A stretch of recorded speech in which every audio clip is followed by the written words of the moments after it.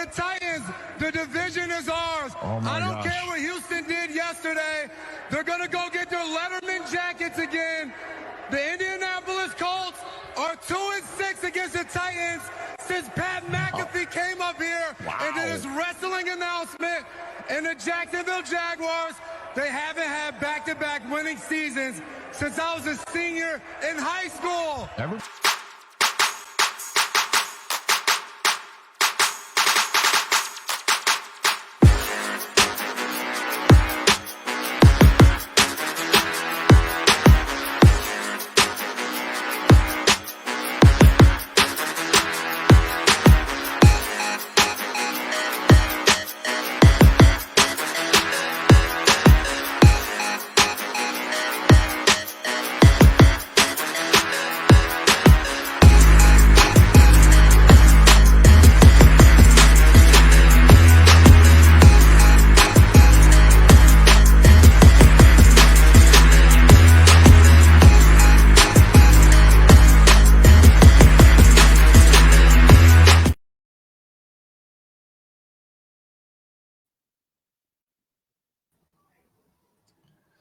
What's up, everybody? This is the Titans Fan Battle Podcast, brought to you by the Fan Battle Sports Network. I'm your host, Maximus Titan Fan, and my co-host today, as always, it's your boy Flame, man, Mr. Flame Bull, #1 Titan fan in the world. And we had literally so much fun on the last show that we had with this guy. We had to invite him back, especially for the Hopkins welcoming party. Mr. Cortland Griffin, go ahead and introduce yourself, man. Oh, man, I'm glad to be back on the show, guys. We got a lot to talk about, and what better place to talk about Titans news than the Titans Fan Battle Podcast. Hey, thanks for being here, man. Yes, we appreciate it, man. All right, so, of course, everybody wants to talk about it. Everybody wants to know all the details.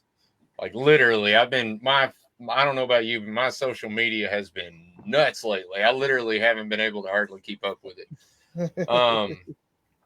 But we signed him. The news was announced, I think, Sunday, right at about 1:30. I think they were literally waiting on people to get out of church, which is hilarious. But I literally think that's why they dropped it at 1:30, because they were like, church, yeah, that's good. Of course, that's our thing, not Central Time. So I guess that blows my theory out of the water. But anyway, he signed a 2-year deal, $26 million, 32, I think, guarantees. And then he has $3 million in incentives, different incentives. I think the breakdown is right here, done by Ian Rappaport. Catches, done by reception yards and touchdowns. Basically, it's pretty easy. If he gets, like, I think it's 10-50, 80 receptions, 80 receptions, 10-50 yards, and 10 touchdowns. He meets all three and gets $3 million extra. So, but hey, on the last time we were talking about this, Cortland, I don't know if you remember or not, but my boy Flame here literally said $15 million a year, and we were talking about a second contract, but he said $15 million a year, and me and you were like, nah, 20, 25, like 20, yeah. 22, we don't care, So to me, it feels like we're kind of getting him for a discount. Oh yeah. I was going to say, how do you feel about that? But and this is Rand Carthon. This is Rand Carthon and his wheelhouse at work, right? This is where he is perfect. He's not John Robinson. If this was John Robinson, it would have been $7 million, probably $7.5 million, somewhere in there a year, 1-year deal. Let's figure it out, and throw some incentives in there, and you would have got maybe up to that base pay of like $12 million. Where his base pay is $12 million of this contract, and he can get up to $15. This is Rand Carthon at his finest, right? And then here's the thing about it that people are going to miss. You see 2 years and you're like, okay, 2023-24, 2024-25, and then he goes on and rides off into the sunset, maybe on another team, right? Wrong. You get 1 year. Hey, you go out there, even if we're a 7-10 team, You go out there and show us that you're DeAndre Hopkins of 2020, right, where he had 1,400, 6 touchdowns, and I believe like 115 receptions, right? You show us that guy, or even just a glimpse of that guy, you're on a 1-year deal next year. Now, and we have $125 million to play with. You don't think they're going to go re-sign that guy to another 2, maybe 3-year deal? Yes, a 35-year-old receiver sounds like a lot to pay him, right? But when it's a guy that shows you that, hey, I was suspended 1 year, I was injured the next year, but I'm still a perennial All-Pro, perennial, Pro Bowl receiver, why not pay him? Yeah. Well, even if you look at last season's stats, I hear a lot of people say that, especially a lot of people in the AFC South, but I hear a lot of people say that, oh, he's washed up. He's going to the Titans to end his career like all the other receivers do, But I feel like, we talked about this last time. If he was to come here, I feel like he would break that trend because he's still producing at a high rate. If you look last year, even with the suspended games, okay, don't pay attention to those numbers. Right. Pay attention to 80 yard per game average. Right. 80 yards a game. That's what he was producing back in Houston. He was finally getting into some kind of rhythm with Kyler Murray or, whoever he was playing quarterback with, because I think Kyler was hurt part of last year. But Max, I'll do you one better. Can I interest you in 66% on his of his catches, right? Of his targets were catches. Can I interest you in 11.2 yards per route? Can I interest you in 3 touchdowns? I mean, can I interest you in 35 first downs? And he played one less game in the previous year where he was suspended. He had 30. What was it? Oh yeah, he had 32 first downs. So in one more game, right, he gave you 3 first downs. This is a guy who can not only move the chains, but he can get you into the end zone. He can score. He's going to draw double teams. He like he said, whatever team signs me, I'm going to make your job a lot easier. And see, that's his presence that makes that job easier. That's what kind of excites me about getting DeAndre Hopkins, because his game is not based on speed. It's not based on, him just going out there, burning receivers. Like, dude is basically a receiver that has hands. Like, he's going to catch whatever's thrown to him. So, I mean, I've never seen him. I can't say never, but it's not a lot of times where DeAndre Hopkins catches the ball and gets a lot of rack like how A.J. Brown used to do. But he can do it. That guy can do it. He can. But I never liked his rack, because a lot of times it seemed like he'd catch the ball and he'd give himself up. But that's cool. Stay healthy. That's what we need. But I always liked his hands. Like, he's gonna be there when we need a first down. He's gonna catch the passes that a lot of receivers don't catch. He's gonna transform our offense. And he's going to be reliable. That's what we need. Like, it's too many times the ball is thrown to our receivers, and we damn near praying that they catch it. We damn near praying that they can get a little separation. So he's going to give us that for sure. The ability to be able to throw the ball his way, and we can almost guarantee he's going to catch the ball. So that's what excites me the most. Like, they give us consistency finally at the wide receiver position. And analytics played a big part in this. Shout out to Bob Brinker, our assistant. Like, Rand Carthon gets a lot of love, but Bob Brinker, coming over from Green Bay, who's the assistant GM, deserves a lot of credit. He's an analytics guy. There's a reason why Green Bay went out and got the guys that they would go get, and it seemed like this hodgepodge of athletes and route runners and position players and possession catchers. And it was like, okay, why did you want Mercedes Lewis? He's 40, right? Well, it's because he's a 5.5 yard per target, right? Like, average at 40 years old. He has sure hands. So now that cuts a drive where I run the ball and I make it 3 yards in the cloud of dust. Instead of going 2nd and 7, I got 2nd and 5. Instead of third on 2nd and 4, now I got a first down and I can keep drives going. Well, DeAndre Hopkins now brings that because he's, like I said, 66.7 catch percentage of his targets. So 66. So that's 6 out of every 10 passes thrown his way, he's catching them. But on top of that, 7.5 yards per target. That's on 1st and 10. Get us down the field, man. You go from 1st and 10, a Derrick Henry run of maybe 5 or 6 yards, right? But now teams have to think about, now I got DeAndre Hopkins on one side, who he can go and 1st and 10 turns into 2nd and 3 instead of now 2nd and 9 or 2nd and 8. We stay ahead of the change, which is what the Titans had a lot of trouble doing last year. We couldn't depend on, we had to depend on big plays. But now you can I can chunk you down the field with a 15-yard run from Derrick Henry, with a 7, 8, 10, 10, 20, 25, 30-yard pass to DeAndre Hopkins. And then on top of that, I got a guy in Treylon Burks that can work underneath. And I got Josh Wiley, who's a red zone target. And I got a guy who I like to call Delaney Jr. and Chig Okonkwo, who can run those Delaney Walker type of post corner outs, those out routes, and turn them into big plays. So you're now getting a lot of guys that can create after the catch, but also turn what used to be 3 and outs into sustained drives, which helps your defense as well. Man.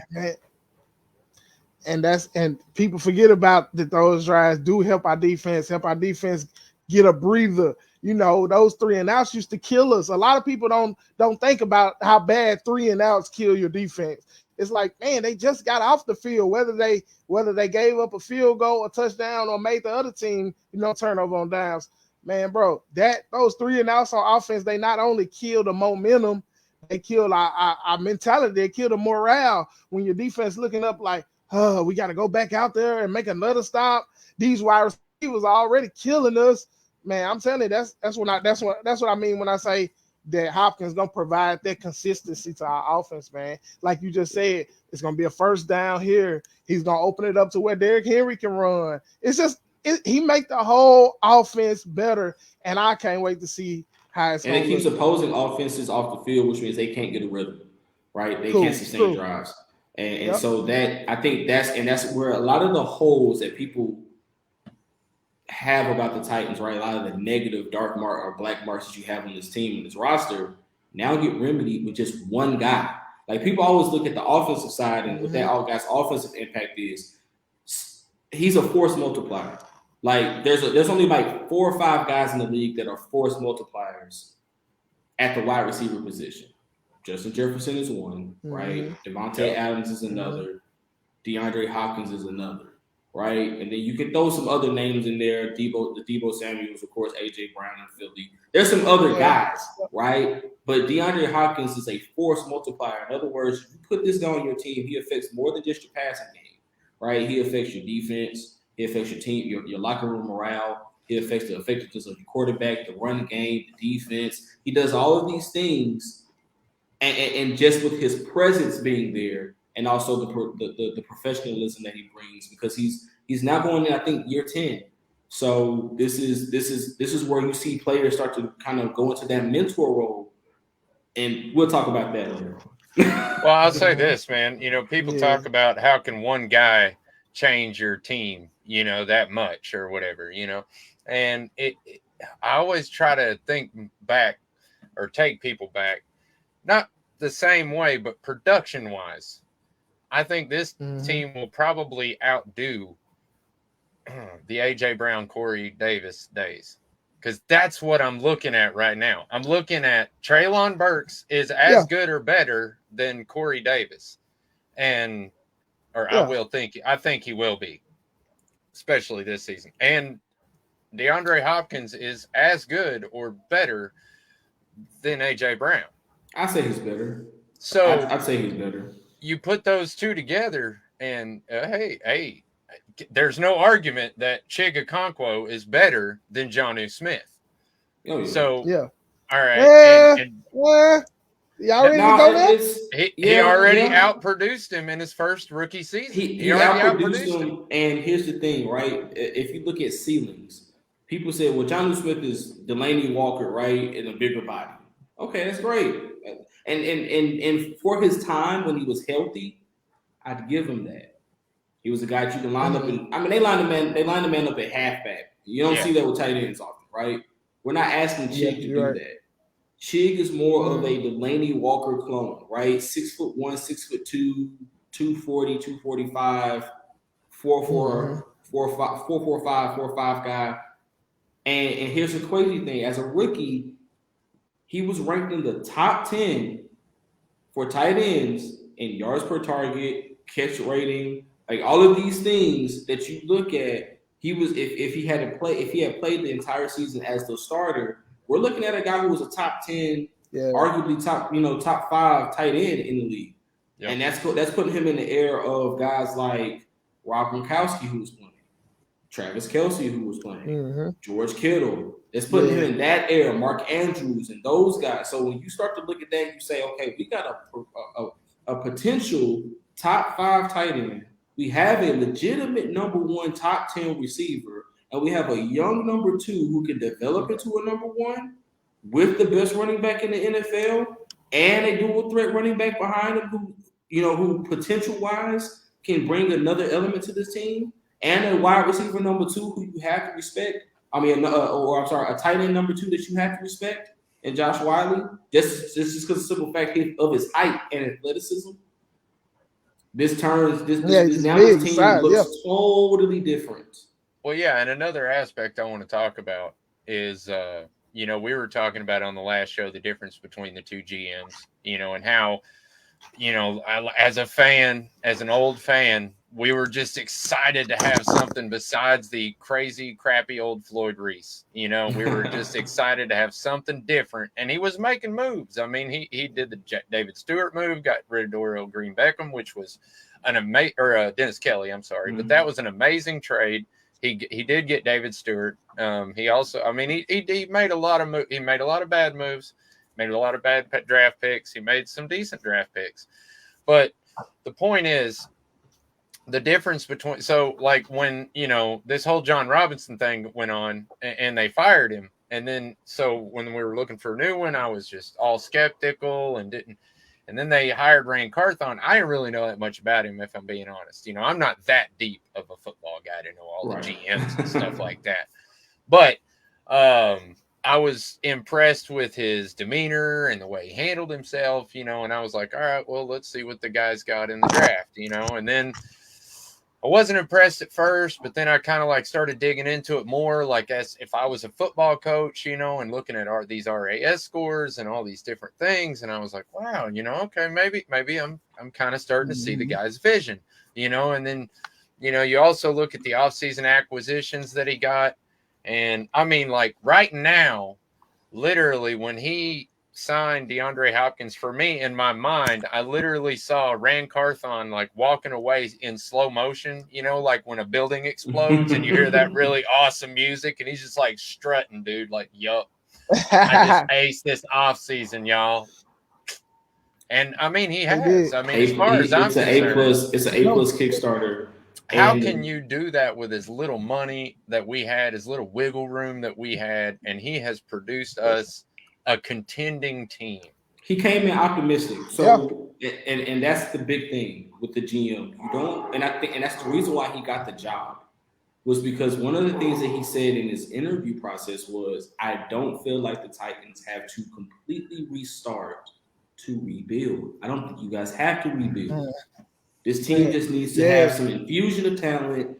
We need to kind of get rid of some of the old, the old dead skin, dead weight, right? Trim some of the fat, and get this team back and get into the 21st century. Yep. What did he do? Taylor Lewan, hey, we love you. I love the For the Boys podcast. Busting with the Boys. Yeah, a Titans legend is number 77. I wouldn't be surprised if it's hanging up in the rafters someday. But you got to go. 2 out of 3 years, ACL injury. Hey, your time is done. As you can see, no other team is calling. We paying. Yep. Sorry, man. We paying you way too much money. Sorry. Right. And so, and then you look at the other cuts, right? Bud Dupree, right? Injury got David Long. See you later. Right? You look at what he did. He trimmed the fat. He allowed he allowed Mike Vrabel to shout out, and that's my guy Mike Patton. Shout out to him. So shout out Mike he Patton, allowed man. He allowed Mike Vrabel to put his fingerprints on this team, but he also put his fingerprints on this team. And if you look at how they've configured it now, it's very much so.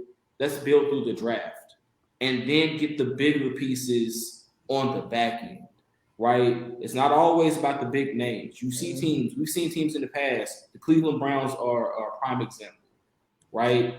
Yep. Big names will spend $150 million and throw bags at guys, right? And it's no vision. There's no. It's a team. It's a Madden roster, right? You put a bunch of 99 overall, 90 overalls, 89 overalls, and a bunch of speed guys on the field, and you say, let's go win football games. It doesn't work like that. You have to have a vision. And so what Rand Carthon is doing now, you saw the vision, and a lot of people felt like, oh, Tennessee failed in the draft because there were wide receivers there in the third round they could have taken, but they took a tight end.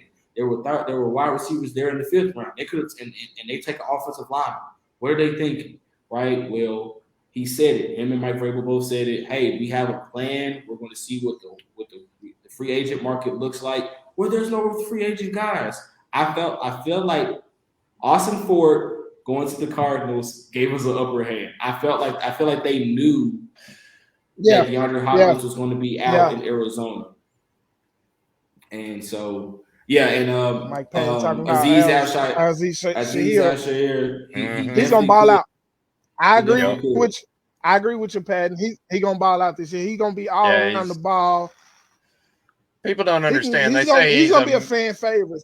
Some telling me the fans gonna flock to him. Oh, he's a Titans guy. Like I said last show, Aziz looks like a guy who's been here with the Titans his entire career. He got some swagger too. Yeah, he just fits in. So it's when you see number 2 on the field, it's going to be like, where did this guy come from, right? He's just going to fit in. He's a Titan, right? He's not a 49 turn Titan. He's not a former 49er or this other guy that came. He looks like a Titan, talks like a Titan. He loves this place. So and that's what Mike Vrabel's big thing. His mantra's been definitely at training camp, mandatory mini camps. His thing was, we want guys that want to be here. Well, it looks like DeAndre Hopkins wanted to be here. So I think that says a lot. Yeah. And that's been Vrabel mantra right there too.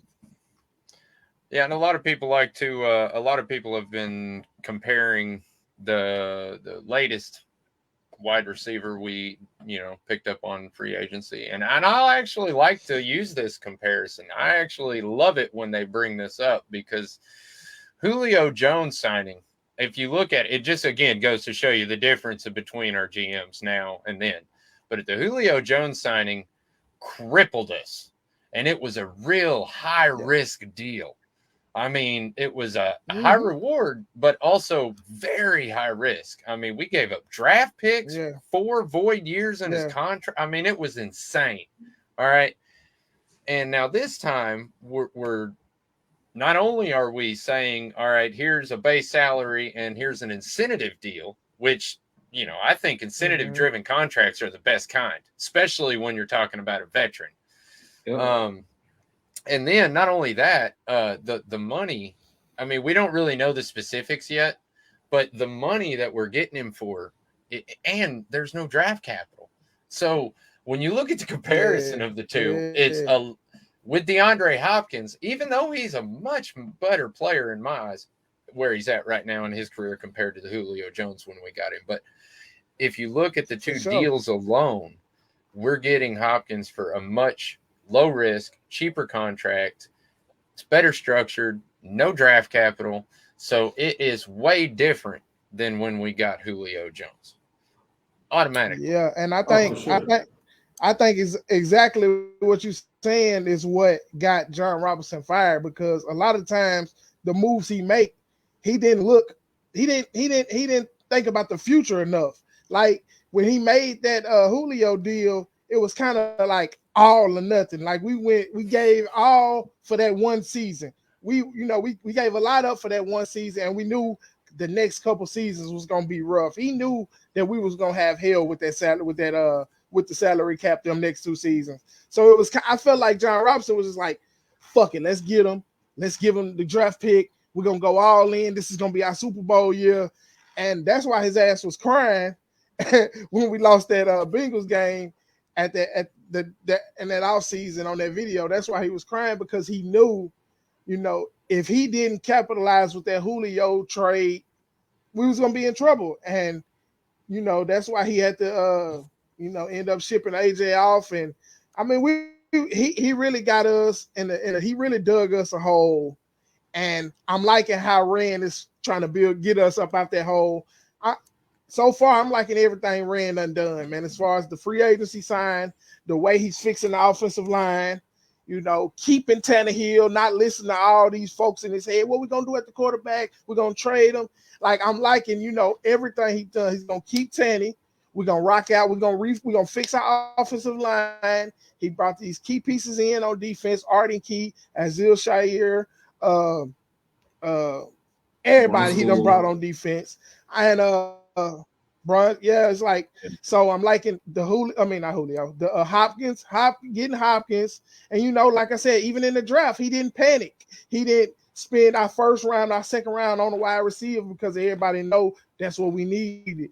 So I'm loving everything he did, man. Shout out to Rand. I ain't been this excited about a season probably since the year we got Julio. But now it just feels like it make more sense this year. Can I bring another side to the Julio deal too? The Julio deal was done out of, like you said, panic, because what you paid Julio, ended up paying Julio Jones. You could have kept Corey Davis. Like, people fail to realize how productive Corey Davis was in the Titans uniform. Yep. I think he had almost 1,000 yards that year. Yeah, I think he had missed a game. I think it was his healthiest season of his career. I think he had missed like 1 or 2 games that kept him from being a 1,000-yard receiver. Yeah, it was like 960 or 920. Yeah, something crazy. He was close. Yeah, it was very close. It was almost there. Yeah, it was real close. AJ Brown was of course a 1,000-yard receiver, multiple touchdowns. Right. Only thing you needed was a tight end, which was the one of the holes we had, and a slot receiver that could get open and kind of get some wiggle. Right. It seemed like he went and got. Go ahead. I'm saying, what we talking about Corey Davis. I'm gonna tell you one other thing we missed Corey Davis in, and he dropped the ball on run blocking. It was a lot of times Derrick Henry used to break them long runs, and Corey Davis to be the lead blocker out there. He was a willing blocker, very willing blocker. And Julio was not going to adopt that, so that was kind of a downfall we took too. But go ahead. But yeah, I was just gonna say. So when you look at that, coupled with the fact that you got rid of our top 2 receivers in back-to-back years. Yep. And then you drafted those guys. And then the guy that you traded a second round, I think a second and like a third the next year or a fourth the next year for, is no longer on the roster after a season. Yeah, you're gonna lose your job. You're going to lose your job. You fucked us. You fucked us, John Robinson. For lack of better terms. The fact that Rand Carthon turned it around with like Mike said, making magic happen. Little to no cap space. Only 4 or 5 picks in the draft this year, and the picks, though they look like, oh man, he didn't get any blue chip guys. Depending on what you look like, how you look at or how you graded Will Levis, right? I had Peter Skoronski as one of my top tackles, so he is a blue chip guy, but they're moving him to guard. It depends on how you look at these guys, but it's like, it's one of those drafts where we're gonna look back on this on NFL Network and like on NFL Films one day, and they're gonna list these guys and say this was a great draft. The 2023-24 draft was a great draft for the Titans because you got Tajay Spears, who's a starter. You got Skoronski, who's an all-pro guard. You got this guy who's you got Josh Wiley, who's an all-pro or a tight end or a Pro Bowl tight end, or one of the best tight end twos in the league. Like, you're going to have this contingency, and whether this draft yields starters or yields depth guys, you build foundations and you win Super Bowls with those kind of moves. You don't have to draft. You don't have to draft a 5-star prospect every time. You build the guy. You build through the draft, and you build these depth. Those depth. Look at the Eagles. Look at the Chiefs. Right, depth guys that become starters. Guys who are 5th-round draft picks and now playing meaningful minutes and meaningful downs. In championship games and they're winning Super Bowls. Yeah. Mm-hmm. That's how you win those Super Bowls. And I kind of feel like at the end of John Robinson's tenure, it kind of a part of me seems like him and Vrabel was kind of bumping heads. And that's why I kind of think that when Rand Carthon got hired, he really expressed, he's going to help. He's going to team up with John Robinson. It's going to be a collaboration. And I feel like with this draft, these are also Vrabel's guys too. These are guys that these two put their heads together, drafted these guys, and I'm thinking they loving what they got. I felt like before it was too much John Robinson, and I guess Vrabel just going along with it because all of them made sense ahead of time. Nobody knew Caleb Farley was going to be a complete bust. Nobody knew that Isaiah Wilson was going to be a complete bust. So it looked good. Never played a snap. So it looked that was good. The worst bust. Man, so it looked good to J-Rob and Vrabel then, but now I feel like they really got it together. I feel like they really got together and was like Vrabel telling Rand, this is what I need to be successful. I need somebody who's going to protect my fucking quarterback. Draft them 1st round. I don't care where you get them from. I need somebody to protect so Tannehill won't be on his ass every play. I need a running back who's going to catch the ball, can catch the ball out the backfield, give Derrick Henry a break, not fumble the ball. I need a tight end, and I do need a wide out. I don't care where you get him at. Let's just, look at analytics. He's big on analytics. Let's look and see who caught the most first down passes, who ran the best routes. And I felt like they got together and they had a hell of a draft together. And I'm ready to see how, like you just said, on down the line, how these guys going to play out. It's John Robinson fucked us so bad. It's like for Caleb Farley to not be playing, it's like killing us because that's a 1st round draft pick, bro. It's killing everybody. It eats me up. I agree, but and here's man, listen, on any other team, go ahead. No, I was just gonna say I'm gonna let Max move on after this probably, but what the Titans are, I'm a draft guy and I love doing draft analytics and draft coverage. Where the Titans went back to, look at these East-West, start paying attention to the Senior Bowl and the East-West Shrine game. Start paying attention to that. Rand Carthon spent a lot of time at the Senior Bowl, which is where he found our guy, right, Tyjae Spears. So you're going to see a lot more of these guys coming from that Senior Bowl, which is where the Titans found a lot of impact players. In the past, we found a lot of impact players at the East-West game. We found a lot of impact players. Right. We found a lot of impact players at the Senior Bowl. So, and it's a chance for these smaller school guys to get some exposure against the Ohio State competition, against the Alabama competition, against the Power 5 competition. And Tyjae Spears was working in slot receiver a lot during that time in those practices. If you go back and look at that tape, go on YouTube, type in Tyjae Spears Senior Bowl practice. He was cooking any and everything out there. I'm talking about some guys that were 2nd round, 3rd round picks that are going to be playing meaningful downs at cornerback, and he was cooking them as a running back. So this is where Rand Carthon and Bob Brinker are now going to. It's the analytical side of the draft. It's the NBA. Like when you see teams in the NBA, and I know this is not an NBA podcast, but it kind of correlates. You see teams in the NBA, you see a guy from like a small school, right? Yeah. Florida Atlantic Coast University, right? And you're like, who is this guy? Yeah. And you look at the analytics. Yeah. You look at the analytics, and it's like he's an 86% shooter on catch and shoot opportunities. He's a plus rebounder. He's all of these things. He's a when he's defending, he's a 3, but when he's defending the 4, he's one of the best rated defenders in the game. That's how the NFL is now looking at guys at running back. This is how they're looking at receivers. This is how they're looking at tight ends. And so with that analytical side of it, the Titans can start to mold a more athletic team, which Vrabel said at the end of the year, I want to get fast. I want to field one of the fastest teams in the NFL. And they're taking steps to do that.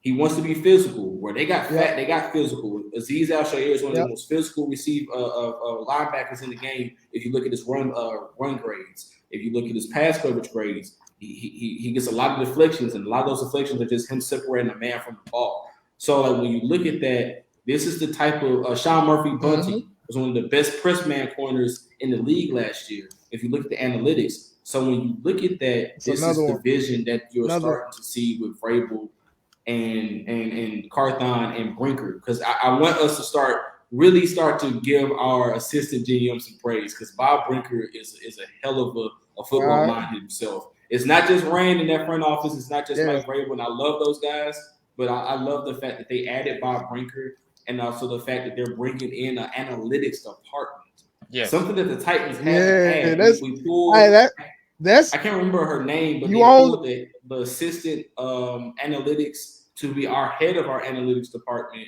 from the LA Rams. She's a savant when it comes to this. It's nothing but going reviews on what she did in LA. So the fact that, like I said, they're putting so much into that analytics side of it, you're going to see some guys that you're going to be like, why did you draft him in the second round? Or why did we get him?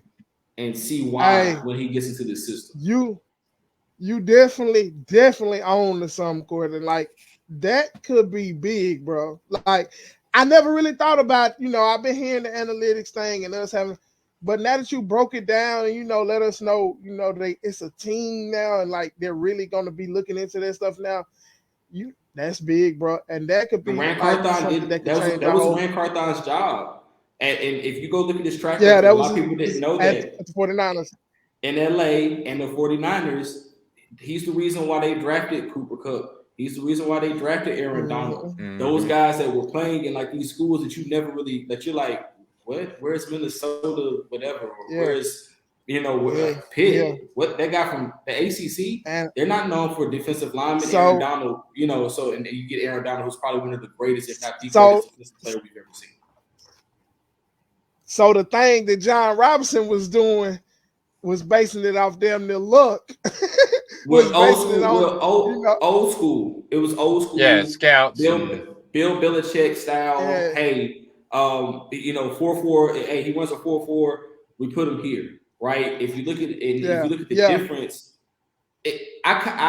when I started doing draft coverage, I did the same thing, right? Old school. Get a whiteboard, put some names up there, write 40 times down, write bench press times down. You have a equation that you use for each position, right? With tackles, you want long arms. You want their 10-yard split to be, sub 2, right? Sub 3. You want them to run well in the shuttle, quick feet, right? Linebackers, you want to be able to sift through traffic. How did they test? How loose is his hips? Cornerbacks, you want long, lanky, strong. How good is his hips? Can he flip in coverage? All of these things, right? And that's fine. It's the reason why the combine is still around. But there's also a reason why you have Amazon attaching sensors to players. There's a reason why Under Armour is attaching sensors, or there's the sensors that are built into what is his heart rate, how much force is he generating off of his first step, how much force is he generating when he's punching the bag, right? There's a reason why those analytics departments are now being in that equipment. When you see these guys getting strapped up with all kinds of gadgets and gizmos, is the reason why Pro Football Focus is such a big thing now. There's a reason why RAS scores, like Max was talking about, it's the reason why RAS scores are such a big thing right now. Because when you look at a receiver and you say, okay, let's take for example 2 guys, right? I'm gonna take 2 teammates that are coming into this next year's draft, Marvin Harrison Jr. and Ibuka from Ohio State. Hypothetically speaking, right? Old school draft says take Marvin Harrison Jr. Old school. That's simple. 6'3", 210 pounds, runs 4.3, jumps 40, broad jumps, explosive athlete, right? Old school says take him. But if Ibuka goes out there at, I think 6'1", I think 190, 195 pounds, give or take, right? He runs 4.3. And his 10-yard split is a sub-1, right? And off his first step, he's generating, I don't know, let's just give him some random number, 1,200 pounds of force off his first step. This now looks into, okay, now this guy's going to beat this guy deep. Even though Marvin Harrison Jr. is the rawer athlete, he's the more explosive athlete, right? This guy's first step is quick. His reaction time is quick. He explodes in and out, right? That analytics side now says this guy goes from being a 3rd round receiver to a late 1st round receiver. And so now when you see like a guy who's maybe a reach and he comes into the league, and I can say this, analytics played a part in Odell Beckham being drafted so high. Because if you look at what he did, he was a return guy at LSU. He had one great season at LSU, and he ended up being a 1st-round receiver, and you saw it play out on the field because he was so quick, he was so fast, he could take a 10-yard slant route 70 yards to the house, and it made for a wide receiver one and one of the more explosive receivers we've seen. So, like I said, we can talk analytics all day long. It's a long, it's a very interesting, it's a very interesting topic. But Max was talking about it, and I love that Max mentions it. RAS scores are going to play a huge part in what the Titans do from now until Rand Carthon calls it quits. Yep. All right, man. I'm cool. That's cool. So I was going to do it at the beginning of the show, but I'm sorry, we got off into a tangent. No, you're good. Wiser heads told me that I should wait until later in the show. But I have to do it. I apologize to everybody who has to sit through this, but I was right. So were you. I mean, pop your shit, Max. We called this. Pop I mean, your I've been shit, saying Max. it ever since the day that they released the news that we were still in contact with him at New York or New England. I started tweeting immediately, and well, on every social media, Facebook, TikTok, everything. I was like, put it on your calendars. I guarantee you, all my Titans guys that follow me, they are tired of hearing it. How many times I've said it, because they'll bring up DeAndre, and I'm like, you already know what I think. He's going to sign. It's just, we're waiting. And as funny as it is, this Monday, I said, I think he's going to sign this week. And I was getting really depressed, man, because I thought for sure he was going to sign Friday or Saturday. And then Sunday, the news broke, and I was right. Boom. Sorry. Patting myself on the I want to back go. a little bit. I want. Hey, that's my boy Max. I got to give him his flowers. I'm a lot more humble than Max. I'm a lot more humble than Max. Somebody needs to pat themselves on the back for it. Yeah, hey, listen, I'm gonna do it. I told Max, no being humble, bro. You called this shit. You've been calling it from day one. You did that. Cortland, you also been called. You called it. Hey, and I want to give a shout out while we on live. Shout out to Bam, because Bam met him when he was down here. He talked to him. He said he had a good feeling too. So shout out to B Wise. He called it too. Shout out to all y'all. According to insiders, man, so this is crazy, right? And it's crazy the people that you meet when, being a media member. Yeah. When he left, the guy who I talked to for insider knowledge, he was like, the feeling around the facility from Tim Kelly to Mike Vrabel to the training staff was he's going to sign. It's just a matter of time. He's going to sign. And he said he likened it to when Jadeveon Clowney, right? When he said Bruce Bowen and those guys were like, yeah, Jadeveon's going to sign. Like, we're not worried about anybody else. He's going to sign. When you have that kind of feeling as an organization, if you notice, the Titans didn't flinch. But the Titans didn't you weren't here in Tennessee like, well, we're going to bring in Jarvis Landry. We're going to bring in all these other guys. And we're going to look elsewhere. No, if you notice, they were dead set. DeAndre is the guy. And we're just waiting on DeAndre. Hey, go. It's almost like Nick Saban in a top 5 recruit, right? Hey, go visit Oregon, go visit LSU, have fun. Hey, go visit. I don't care. Go visit, whoever else you want to, right? Florida, whoever else. We know he's signing here, right? Like you knew it. So and that's why I feel like. That's why I say I just want to give a shout out to Rand, because I feel like J-Rob, after he didn't sign that first time he visited, J-Rob would have went out there and signed Jarvis Landry, overpaid him, and we would act like Hopkins never came. But go ahead. But I'll say this too, Rand Carthon, and I'm going to keep giving Rand Carthon as much praise as he deserves, because he does deserve it.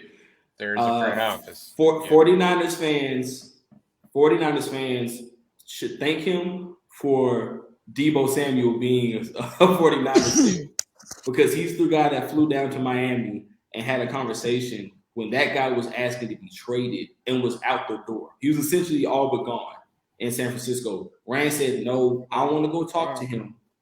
And this is a confirmed story. He said, I want to go talk to that guy. He went and talked to Deebo, and they got a deal done. This is the kind of guy that you have now leading your franchise. Hey, I was a player. I've been in analytics. I've been in draft. I've been in NFL personnel. I know these guys. I've been in their shoes. Let me talk to them. Because if I can get them. 9 times out of 10, I look like him. I've been where he was. I know what it's like in the NFL locker room. And I also know the corporate side of the NFL. Giving me goosebumps, man. I'm just so it's one of those things. Like if I was a receiver in the NFL and there's a guy like Rand Carthon sitting across from me, he talks my language. He can tell me he's a good sale, but it's also from a genuine place, right? When you see him, he's a genuine guy. It's not pomp and circumstance. It's not this. He's not going to throw all the lights and glam and the big words at you. He's not John Robinson. John Robinson never played it down in the NFL. Yeah. John Robinson barely played in college, right? He's not a nerd posing as as an NFL guy, and it's not to down any of the guys that never played in the NFL, but it's different when you talk to an athlete who's now in front office. It's different when you talk to a coach who played and won Super Bowls. It's different when you have guys who have been on winning franchises, right? Sean Murphy Bunting and Aziz Al-Shaair both been on winning franchises and now coming and bringing that. It takes a mixture. It's more than just the big names and the All-Pros and the superstars that make a Super Bowl team. It's those little nuances that you got to kind of fit together. And Rand does that in a great way. All right, man. Yeah. Real quick, I do kind of have to, or well, I don't have to, but I try to keep the show under an hour now as the network cast. So I'm sorry, guys. No. I love it, man. I love you. I hope we can get a segment set up or something like that, because I love having you around. To be honest, you're my favorite so far. I didn't say that. Anyway, the big question everybody has, or everybody keeps popping at me, is, can he still do it? Is Hopkins, washed up? Which I have a tweet from Hopkins, which I'm sure if you're a Titans fan, you've already seen, but, I'm going to put it up anyway. And, I love it. I absolutely love it. Because that, to me, I don't know if you guys... I mean, yeah, I'm sure you guys remember, you especially you, Cortland, because you're on Twitter. But A.J. Brown could not help himself for some reason. Like, he was on Twitter all the time, man. He was tweeting out stuff all the time to his haters, to his lovers. Yeah. I mean, he was just a cool dude on Twitter. I still follow him.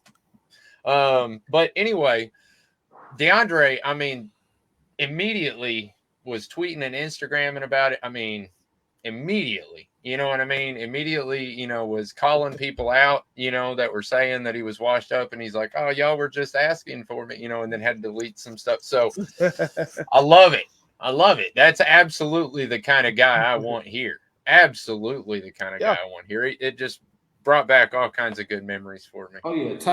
Tom Brady was a big time, like, he did it in a different way, right? He did it against the media, right? as a media member, you knew like if your team is playing that guy, don't piss off Tom Brady, right? Like don't piss him off. And there's guys like that in the NFL, and I think that's the one thing that the Titans have missed is having that dog. Now we do have some on the roster now. Like Jeffrey Simmons is that dog, right? But I haven't seen many people down that guy. I haven't seen people say he sucks or he's not a good player, right? And you can't, and without sounding crazy. Yeah. But with DeAndre Hopkins, I think like, and we've all seen it. If Titans fans are watching this, right, we've all seen it. The Titans are the wide receiver graveyard. You guys got Andre Johnson. You brought in Randy Moss and Julio. And here's the thing. Not to say that but Andre Johnson is not a first ballot Hall of Famer because he is. Not to say that Randy Moss, because he does have a gold jacket, right? Julio Jones, when he calls it quits, is going to have a gold jacket. But you put this guy, DeAndre Hopkins, in that kind of, at this juncture in his career, right? And he just now turned 31. I'm 30. And I go out and rip up, I can go out and rip up a field today if I needed to. And I ain't in shape. Yeah. This dude does nothing but this is his professional. Job. Exactly. Right, this is his job. Right. DeAndre Hopkins is 6'1", 212 pounds. I want to see everybody who said that he's washed.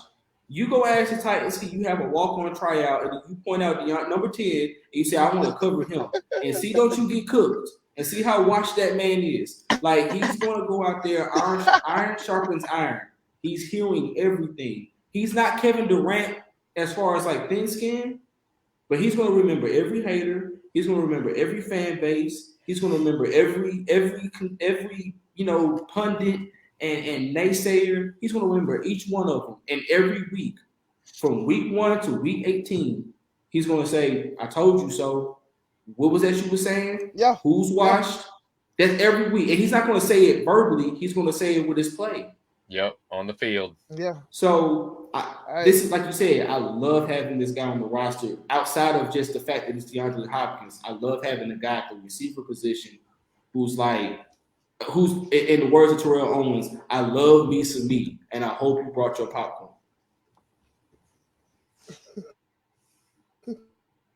Right, top 10 receiver, man. Hey, I got the Madden, the wide receiver. So I got it pulled up, man. They still believe. So if Madden still believe that DeAndre Hopkins is top 10, I'm believing he's top 10. They got him right now as the number 7 receiver in the league. So, and that's over AJ Brown. So we got to upgrade. And I think Pro Football Focus has DeAndre ranked at like number 6 in the league, number 5, number 6 in the league. So again, here's the crazy thing. I know we talked about it earlier. You got a top 10 receiver for wide receiver 23 money. Like he's like the 23rd highest paid receiver in the league. 23rd. And he's a top 5 receiver. Hey, we winning. We won. That's it. We winning. That's it, man. You lost.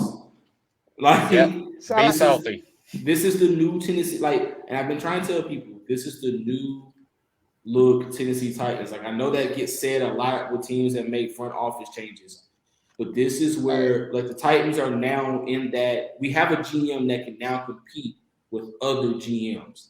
It's not just about what you do on the field. It's about what you do in those front office talks. It's about what you do at those league meetings. It's about how you come across at the combine.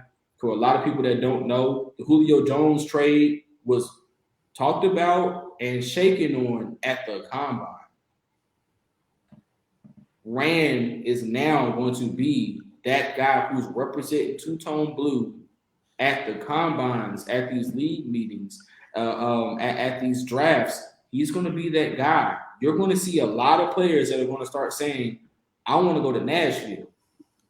DeAndre Hopkins chose Nashville over Kansas City, New England, Buffalo. He chose us over those places. And that new stadium on the way too. That's honestly, in 2 years, you have a new stadium, and DeAndre Hopkins could possibly be playing one of his maybe second to third, like his third to his last season in the new stadium. What was you saying, Max? I was just going to say that's exactly what I was trying to say earlier about why I was excited about this, this new GM hire. I was scared at first because I didn't really know that much about Rand, if I'm being honest. Yeah, but the more I got to know, the more I liked. Every time I found something else out, I was just like, yeah, all right, yeah, okay, yeah, all right, keep coming with it. Yeah. And then once I started seeing his plan come together, I was like, oh, okay, all right, yeah, I can roll with this. I can do this. And then now that we've got DeAndre for what we got him for, I mean, he's like I said, dude, walk away from an explosion. You've done it. A+ offseason.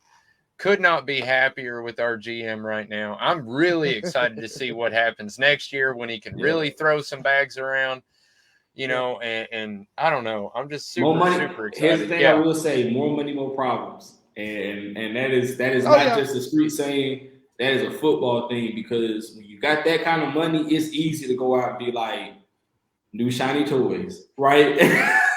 So I just hope I damn near probably say this on every show, man. I just hope the injury bug is gone, man. Like, we've dealt with this thing for 2-3 years, bro. Man, because it's gone. I can say that it's gone. I will say this. I don't know if you guys saw it. Max, you probably saw it. I think he posted it actually. Christian Fulton looks totally different. And I'll say this, as an athlete, when I was in college, when I was in high school, I ate like crap, right? I was on the Ocho Cinco diet. McDonald's, Burger King, right? Coffee, soda, chips. Wasn't eating the best, right? I had a lot of strains. I had a lot of no tears, no ligament tears, or rigid injuries like bone breaks or anything like that, but a lot of strains, a lot of pulled hammies, a lot of pulled quads, a lot of back spasms, things of that nature. When I got to college, it was different. They pumping you full of water, they pumping you full of electrolytes, they changing your diet. I went from 162 to 205. And a healthy 205. Yep. Makes a difference. Right, at 5'11". I was a trim 205 at 5'11". Ask me, have I ever had another tear, another strain, anything? Never. Christian Fulton now. I was saying, you probably feel amazing, don't you? Oh, as far as explosion went, I got faster. I got stronger, right? That's why you see these guys when they get to the NFL, they're like, oh, he ran a 4.2. That's why they get so excited, because now that 4.2 guy can turn to a 4.1, 4 flat guy, right? Like, because he's getting professional nutrition now. Now, some of these guys, still eat like crap, right? Some of them are just God-given athletes. But the fact that Christian Fulton realized that I need to go and get on a program, I need to go and get hydrated and proper nutrition. What fuel you don't put regular gas in a Corvette? No, yeah. You know what I'm saying? Yeah. You don't put, you don't put a bumper sticker, right? You don't put a bumper sticker on a Hurricane, right? Like, that's what this is. That's what's going on, and I just wanted to bring that up. Like, when you brought up the injury bug, it is about guys who, and Vrabel mentioned that these guys have to take this serious in the offseason. He did that. Yep. And I'm shout out to Kyle Phillips. He the main one I'm ready to see bounce back. But he's a lot bigger too. He's a lot bigger now. Go and wrap it up, Mark. I was going to say, I'm definitely no, you're great. You're great. I love it. I wish we could sit here and talk all night, but they really want me to keep it under an hour. So go ahead and let everybody know where they can find you out there, Cortland. Oh, no, for real. So, yes, Thursday nights, every Thursday night, 7 p.m., 8 p.m. Eastern. You can find me on my show, The Halftime Show. I'm definitely going to have these two fellas on. We're going to talk some Titans before the season or during the season. Definitely got to have y'all on. Also, I am bringing up for all my draft heads and college football guys, I am working on right now my top 50 big board on the 3-point conversion. So be on the lookout for that before week 1 of college football and week 1 of the NFL. If you're looking for guys that your team could draft, if you're looking for those RAS scores and those guys to look out for, check out that article. All right. That's what's up. Yeah, Definitely have to check that out. Tell them where to find you at, Flame. I'm Flame Douglas on Facebook. And hey, y'all, please help me get my Twitter followers up. I'm on Twitter now. Your boy on Twitter, Flame_615. Hey, you follow me. I won't lead you wrong. I'm gonna be posting a ton of Titan stuff there. Me and my boy Max, man, we're gonna be locking in over there. So Flame_615 on Twitter. Get there, please. And as always, you can find me Maximus_Titan_fan pretty much everywhere: Facebook, Twitter, TikTok, Instagram, or you can look for the Titans Fan Battle Podcast, which is on YouTube and Twitter and Instagram as well. It's been a great show, guys. I can't wait to have you on again, Cortland. But sure. This can't be the last time, guys. Absolutely not. Absolutely not. All right. Well, I love this. This is my kind of element, man. I love this. Yes, sir. Yes, sir. To be honest, I love having you on, man. Your energy is great. And yeah, y'all enjoy yourselves. Good night.